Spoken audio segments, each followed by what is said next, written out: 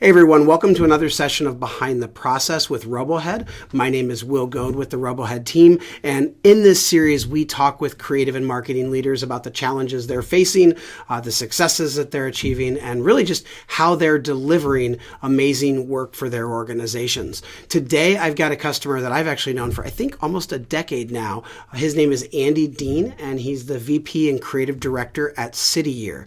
Andy, welcome, and thank you so much for joining us. Would love to know just a little bit more about you, City Year, and how your team serves the organization. Great. Thanks, Will. I'm happy to be here. I work for City Year, which is a national nonprofit. We're based here out of Boston, but we're in 29 cities around the US. We hire 17 to 25-year-olds to do a year of service in schools around the country. They work as tutors and mentors, role models for students in third to 10th grade. They're really an extra teacher. Basically, we call them student success coaches, is what we call the role in the classroom, and they can really connect with students on a closer level and really help those students that are falling a little bit behind so that the whole class can achieve. It's been my privilege to work at City Year for 24 years now, a really long time to work on one brand, but it's such an inspiring organization to work for. And it's really such a delight to get to help empower young people to give back and work in schools around the country and really make a difference in students' lives. And so I oversee a small team of designers and a photo video person who really oversee all of the creative and brand work that you would think of when you think of a nonprofit. We do a lot of fundraising, we do a lot of recruitment work. And we build a lot of systems and tools, which is a little bit about what we'll talk about today. Awesome. Thank you so much again for being here. So when you mentioned kind of your team and how you're building really anything that would be fundraising, really any brand or marketing related materials for City Year, I'm curious. Like, we'll jump right into it. What are some of the biggest challenges, or what's maybe one big challenge that you and your team are constantly facing? And it can be operationally, it could be whatever in the organization. Yeah, and I kind of hinted at this, but it's basically that we're a small team. We're a small team for a huge organization that's doing big things, and we are constantly there's constantly more work than we can actually fully do. And so a big part of that is figuring out how can we scale systems so that we can create efficient and easy to use solutions so that people can get good creative work so that they can have consistent brand work out there that really empowers the organization, that connects with the right audience, that brings in new recruits, that brings in fundraising dollars so that we can continue to do this work, and that really meets the needs of everyone out there that's doing the work for City Year, so that they don't have to worry about it. They don't have to be creative experts, because not everyone is a designer. Not everyone's going to have that ability. So really, it's about designing tools and systems that empower people, and make sure that our brand work is good out there. And the tricky thing about that, the real challenge, is that we're constantly competing with what else is out there. So, back in the day, it might have been Google, and people would just like Google images that they wanted to use. And then it was, a little bit of Canva, and people just going on Canva and starting their own account and then using random templates that they find there that might not really be aligned with our brand and our aesthetic. And now it's AI. And so there's all these amazing tools constantly evolving that are really simple and easy for people to use. So the key for us is to create systems and tools that feel even easier, because people will always go for the path of least, resistance. So we have to develop these tools that feel like, oh yeah, this is so much easier. It works so much better. And that's really the big challenge for us that we're constantly working on. Okay, so to kind of parrot that back, what I'm hearing is like all teams, and seemingly, if regardless of size, we're kind of resource constrained, and so it's working on the right stuff, but then it's also lowering the path to resistance so that for your customers, if you will, inside of City Year to work with you. And the reason for that is, one, you're kind of shepherding the brand, but then two, there's all these other tools. You mentioned AI, you mentioned Canva, way back in the day, PowerPoint or whatever. But everyone kind of, if the path is hard to work with you, then everyone becomes a designer, right? And they just get something out. So when you talked about kind of putting those systems together, can you give one example, like of something that you've done recently or that you've been chasing? Yeah, sure. So the biggest change for us over the last couple of years has been building a digital asset management system. So we partnered with Binder, and we built a system that housed all of our resources. And we went from sharing. We were using SharePoint before on Microsoft, which is fine, but it was not visual, and it was very hard for people to find stuff. And it wasn't really built for what we were trying to achieve. And we had maybe a couple thousand assets at best available to people. We went through all 300,000 assets that we've ever created, and curated about 15,000. And we went through and metadata labeled everything. We made it as thorough as possible, so that when we put them up on the digital asset management system and made it accessible to everyone, you could find things so easily. You can tag every tag you can think of. Every filter is available for them, so that they type in any word. If they just want to find an icon of a calculator, they can find that super quickly and put that in their design. So that's been a huge lift for us. And as part of that system, we also built out a bunch of templates. We built over 200 now on this system. And it goes back to what I was talking about before, is like these templates, what's great is that they offer fully branded, a complete package. So if they're putting on an event, and this was always like a big challenge for us, is event materials, because every location would put on multiple events throughout the year. To do those each custom would be impossible. So for a while we had developed themes, but we would only have them in Adobe, and not everyone at the location could access Adobe. So we often had to put in the custom content for each site, for each event.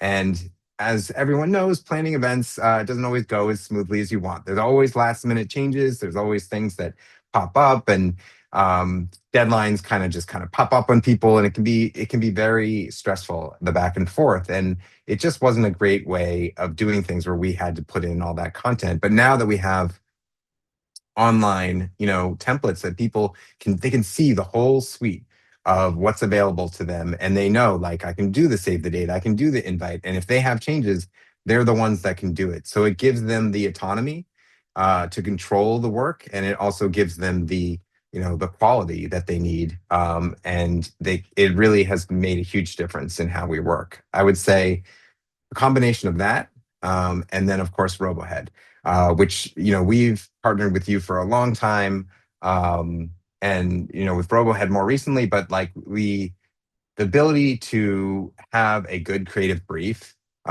is just such a time saver. I mean, it's the most powerful efficiency tool you can have out there, because what you're doing is you're stopping the back and forth. Yeah. If you have someone who says, I need a one pager, and you're like, great, what's the content? Who's the audience? When are you using it? How are you using it? Where are you using it? Like, there's so many questions that you need to know before you can design even just a simple one pager. So being able to build out a system like Robohead, where you can customize the creative brief questions to the type of job that they're looking for, it really saves us so much time, and it helps train them, and it creates a better connection and relationship, because they're starting to understand, okay, they need all this stuff. They're really thinking through what they're giving me. So I also have to put that time and effort in, because that's how you're going to get the best work, is when you're both kind of putting that real thought and strategic work into the end product. Gotcha. And so you mentioned kind of minimizing the back and forth. So it's really like with the brief, for example, you're setting up the guardrails and then coaching them on what do they need to be thinking about, and then over time, I guess right at the beginning, you're at least asking them the right questions. But over time, you're kind of changing the way they think about this. Like, oh yeah, it's not just when do I need it and what's the quantity. Like there are other things we need to think about, and maybe what I think I need isn't even what I need. Maybe it's something else. That's kind of what you're doing with the brief there?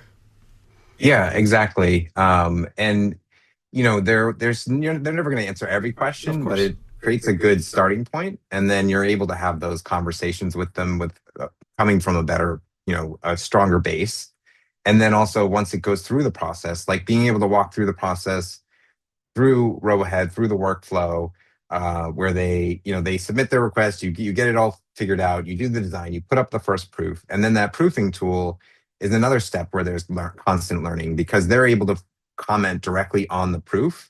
So you're able to better understand, what are the changes that need to happen, and then you can also have a conversation right there on the proof. And if they're saying like, oh, I'd really, like to have this be green instead of blue, you can be like, well, that color's not actually going to work well with the colors that are around it for this and this reason. And um, it's much more effective to be able to have that conversation directly on the art itself and be able to kind of fully explain it and show it. It's like if you had to, tell someone directions versus you're looking at a map Exactly. together. It's so much easier for it to translate because we are visual beings, and having that ability to be right there on the artwork really makes a difference. That makes a lot of sense. Even with just in my day to day life, I can't think of how often I find myself like just taking a screenshot and marking it up and sharing it with someone. So when you talked about systems, and I know you were talking about Binder as a dam, and then talking about Robohead as a project management and a tool to collect the brief, to manage the work, and to get feedback on the proofs that you're producing. It really sounds to me like all of those things are combined to create more. It's like a creative development system, if you will. So you're empowering your users to easily find what they need. Kind of you've got the variable, that's the dam component of Binder, and then you have the variable content component, which is, hey, we can localize this or customize these things using the templates in Binder to get them what they need. So self-service. And then when there's something that they need that is not available, that they can't produce in Binder or that isn't already made, now they're coming to you with the brief. And so in my mind, that's really, it's empowering your customers. So you mentioned kind of lowering the path of resistance. And then it's also freeing your team up to focus on stuff that really needs to be produced, because you have empowered them on the front end, and they're quickly figuring out, hey, I don't have what I need here in the dam. Mhm. So now I'm going to go to the team, and you're kind of culling or pruning the work that you might have otherwise gotten in the past when you had 300,000 disparate assets that no one could really find. Is that right? So it's really these systems, if you will, or the software is really combining to this creative development system that is serving your customers and your team to get stuff out as quickly as Yeah, possible, and also maintain a high level of quality. absolutely. Yeah, they definitely feed into each other. They complement each other. And I will say the other part of that, the other piece of the puzzle is you you want to make sure these systems are powerful. Yeah. They make a huge difference. They create so much efficiency, and they, like you said, they empower us to work on more strategic work. We can focus on, what is something we can provide that will have a larger impact for the whole organization versus worrying about, one small event in one location. Um, but the piece of the puzzle that always have to make sure isn't missing is that connection with the staff, that the staff that's in the field, the staff that your clients, whoever they might be, that you're still connected with them. Because if you just become a transactional relationship, I just don't think that's going to be successful. They'll stop seeing you as a partner, and you won't have that understanding of their work and their perspective. So the other part is really just staying connected and having those meetings where you spend time learning about their role and what's working for them and what's not. Because the thing we're always trying to do now that we've really shifted our focus from kind of doing more custom work to doing more work that's effective for the entire organization is, um, what are you doing today that you need something for, that what is a need that you don't have addressed, basically. Where could creative step in and create a presentation, a one pager, an ad, something that will help elevate the work that you're doing. And in order to understand that, we need to understand, what's happening out in the field. How are people using what we currently offer, and where are those gaps? So I would just always advise, you can't solve everything with technology. You still have to have that, connection to your staff, and you'll work better together if you see each other as full humans, as partners in the work, and you'll understand each other's needs better.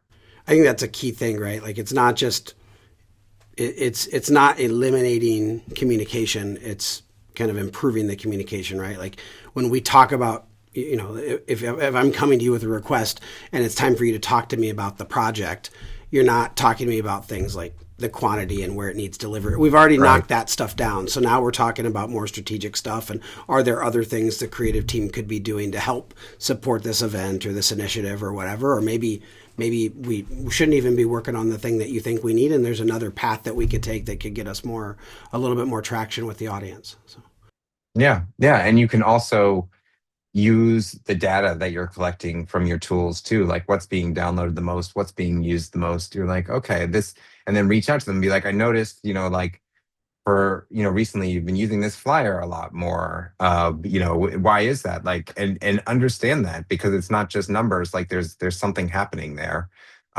So I think being proactive and making those connections and checking in can have a big impact too. That's awesome. You've kind of already said this, but if you could kind of a summation of what you've talked about, if there's one thing that you could kind of suggest to someone who's a counterpart of yours within another organization on how they can kind of improve, go along kind of a similar journey that you're going on, maybe they're earlier in it. What would that one thing be that you would tell them to start with or keep an eye on or consider? Wow, it's tough to boil it down to one thing. If we were going very simple, honestly, I would say empathy. I think, trust and empathy are so important in our work as creatives. Um, we are working with people to elevate their message. We are trying to take words and imagery and project them out into the world so that they achieve something. And in order to do that, we need to be able to understand people. We need to understand the people we're working with. We need to understand the audience. And I just think that a big part of that is empathy, and understanding. So I think working on that and ensuring that you're always taking the time to ensure that you understand where everyone's coming from. Like what are they truly saying? Because I think too often people don't actually listen. And I think the best creatives are the best listeners. That's awesome. And I feel like that also is how you made kind of that shift from, and not to oversimplify it, but that shift from like a production mindset where it's like, I got to get this to you, I got to get this to you, I got to get this to a strategic mindset of, hey, our job is to help you amplify and articulate what you're trying, your message or your story or whatever it is that customer of yours is doing in the best way possible. And so I can't just think of it as, it's not just another one pager or an email campaign. It's something, they're trying to, engage an audience, and let's step back for a second and figure out the best way that we can help them do that. So. Right, right. At the end of the day, everything we work on, it's a tool, but it's communication. And so, the one thing we didn't talk about as much here is about storytelling. And I being a good storyteller is so key to creative work. And that's the other, side of the coin, I would say, with empathy for me, in terms of how I lead, is just like, when I'm doing creative work, is thinking about the story and what kind of story are you trying to tell. And so in order to be able to tell that story, you need to understand, I'm kind of repeating myself, but you have to be able to Yeah. understand people, and you have to understand what motivates them, um, what they will connect with, what kind of imagery is really going to resonate with your audience, what words. And I think that if you can have that empathy and you can tell that good story, then you can be really successful in the work. But yeah, all of these tools, they all can empower that. You just have to, use them right.